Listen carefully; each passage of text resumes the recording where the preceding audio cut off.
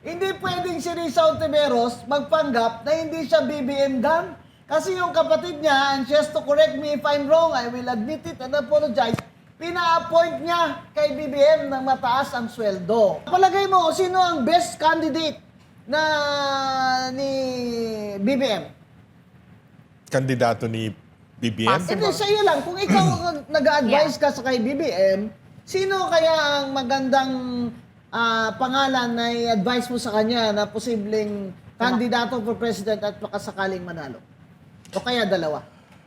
Alam mo, lagi ko tinitingnan yung mga early surveys. Kasi this early, meron na mga surveys no, na tinatanong kung sinong nakukursunadahan mong kandidatong presidente. And doon sa mga kabinete o cabinet members ni BBM, wala ka nakikitang umaangat beyond single digit.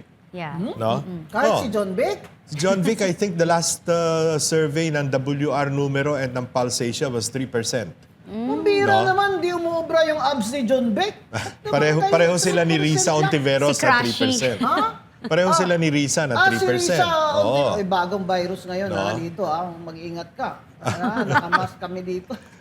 Honta ba? Okay, 3% din si John Vic, 3% din si Ontiveros. Oo. So, Hindi umaangat. oo, hindi Pero sabi umaangat. ni Risa Ontiveros, there should be only one candidate of the opposition. She concerns of the opposition And she has to be the one. Well- Hindi ako, Senator. I am the one. I am the one. Yan. Sinabi ko na sa Facebook ko, hindi pwedeng si Risa Ontiveros magpanggap na hindi siya BBM gang. Kasi yung kapatid niya, and she has to correct me if I'm wrong, I will admit it and apologize, pina-appoint niya kay BBM ng mataas ang sweldo. Senator Ontiveros, sagutin mo ako. Hindi ba totoo? Pina-appoint mo na kapatid mo na kay BBM ang mataas na government position? Paano ka ngayon magsabi na ikaw oposisyon? Exactly.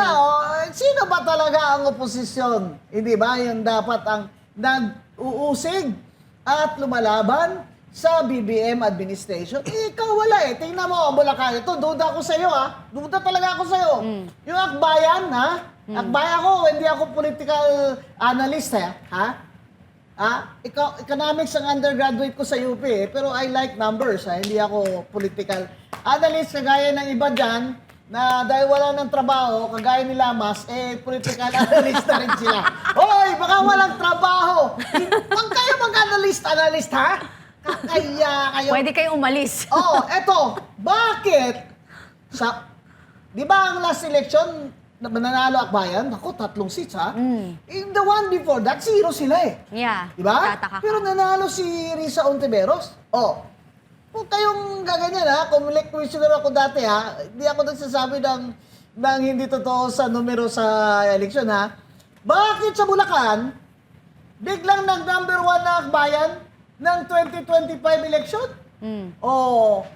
Sino sa Bulacan? Ang tingin ko dyan, Kati, yung Bulacan na mga congressman dyan, ay inorderan yan.